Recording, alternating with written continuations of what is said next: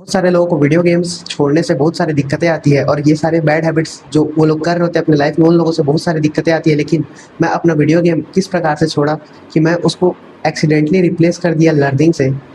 एक बार क्या हुआ कि जस्ट मैं क्लास 11th में एंटर किया एंड उस समय भाई मेरा ईगो थोड़ा सा बूस्ट हो चुका था, क्योंकि मैं 3 महीने अच्छा दबा के जिम गया था। मेरा फिजिक चेंज हो रहा था, वो जो सेल्फ वर्थ रहता है, सेल्फ कॉन्फिडेंस रहता है खुद के अंदर से, वो बढ़ रहा था। Then I propose a girl और वो मेरे को रिजेक्ट कर दी। ये स्टोरी है। उसके बाद फिर मेरे को समझ में आया कि क्या चीज़ मैं इसको पर्सनल लेके अपने आप को चेंज करने के तरीकों में बढ़ने लगा।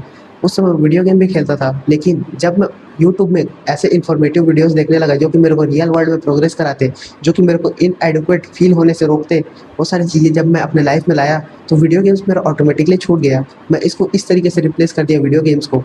एंड ये वीडियो गेम्स मेरे अंदर एक जो गैप था, जो एक इनएडिक्वेट फील ना करने का गैप था, उसको ही फुलफिल कर रहा था। लेकिन अब मैं अपने इनएडिक्वेसी के ऊपर डायरेक्टली काम कर रहा हूँ जब, तब मेरे को समझ में आया कि वीडियो गेम्स का मेरे को कोई ज़रूरत नहीं है। अगर तुम बोर्डम से बचने का ये कुछ भी बैड हैबिट कर रहे हो, तुमको खुद में कुछ अच्छा फ़ील नहीं हो रहा है, तुम खुद के साथ बैठ नहीं पा रहे हो, अगर ये सारी चीज़ें तुम्हारे साथ प्रॉब्लम है, जब तुम उसको डायरेक्टली फेस करोगे, तब तुम्हारा जो वीडियो गेम है ये ऑटोमेटिकली छूट जाएगा। और ये हर एक बैड हैबिट के साथ भी अप्लाई होता है। जिस बैड हैबिट को तुम कर रहे हो, जस्ट तुमको ऐसा रियलाइज़ करना है कि वो किस रीज़न की वजह से तुम उस बैड हैबिट को कर रहे हो। इस रीज़न को समझने के लिए तुमको कॉन्शियस होना बहुत इंपॉर्टेंट है। कॉन्शियस होने के लिए तुमको मेडिटेशन चालू करना पड़ेगा। मेडिटेशन मतलब भाई एकदम चैंटिंग मेडिटेशन या फिर एकदम उड़ने-उड़ने लग जाओगे, ऐसा टाइप का नहीं बात कर रहा हूँ। जहाँ पे तुम अपने फ़ोकस को ट्रेन करते हो, जहाँ पे तुम सिर्फ़ ब्रेथ पे फ़ोकस करते हो, डिस्ट्रैक्ट होते हो, लेकिन वापस से फ़ोकस पॉइंट पे वापस आ जाते हो। इस प्रकार का जब तुम मेडिटेशन करोगे, तब तुम्हारा कॉन्शियसनेस बिल्ड होगा, तुम्हारा फोकस मसल बिल्ड होगा। तब तुमको समझ में आएगा कि कौन से रीजंस की वजह से तुम स्पेसिफिक बैड हैबिट को परफॉर्म कर रहे हो। अगर तुम रील स्क्रॉल कर रहे हो तो तुम सिर्फ बोर्डम से बचने के लिए उसको कर रहे हो, तुम खुद के साथ बैठ नहीं सकते। अगर तुम खुद के साथ बैठ नहीं सकते तो वहाँ पे तुम अगर खुद के साथ बैठने का चालू करोगे, 1 घंटा 2 घंटा रेगुलरली बोर होने का चालू करोगे, तो वो जो अंदर का जो फियर है तुम्हारे, जो कि तुमको इस बैड हैबिट की तरफ बढ़ा रहा था, वो टूटेगा। एंड इसी चीज़ को समझने से कई लोग अपने आप को रोकते रहते हैं, क्योंकि फिर भी उन लोगों को समझ में आता रहता है कि अनकंफर्टेबल है।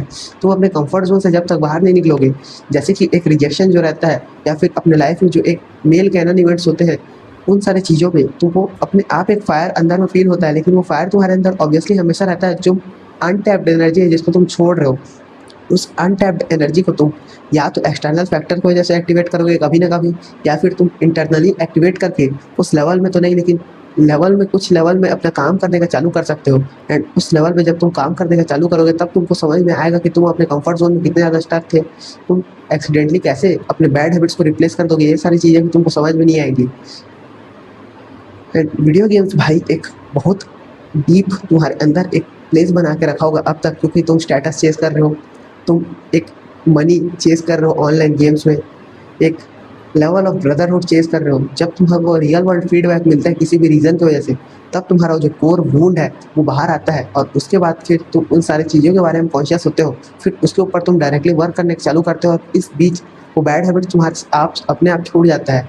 एंड इसी तरीके से जिम भी मेरा इसमें हेल्प किया, क्योंकि जब मैं जिम में प्रोग्रेस बनाने चालू किया, तब मेरे को समझ में आया कि मेरे को वीडियो गेम्स की ज़रूरत नहीं है, क्योंकि मेरे पास एक रियल मार्कर है जहाँ पे मैं अपने आप को पुश कर सकता हूँ। मेरे पास नंबर्स है, मैं इस नंबर को चेस कर सकता हूँ। जैसे अगर मैं 12 केजी से डंबल प्रेस कर रहा हूँ, तो मेरे को इस बार अगर मैं 9 रैप किया तो मेरे को अगले बार 10 रैप करना है। अगर मैं 40 किलो लेट पुल डाउन कर रहा हूँ, तो भाई मेरे को अगर मैं 8 रैप अभी खींच पा रहा हूँ, तो मेरे को अगले बार 9 रैप खींचना है। ये एक न्यूमेरिकल जो टारगेट रहता है, जो कि वीडियो गेम पे तुमको देता है, गेमिफिकेशन जो देता है, वो इस तरीके से तुम सोच के अपने आप को इस रट से बाहर निकाल सकते हो।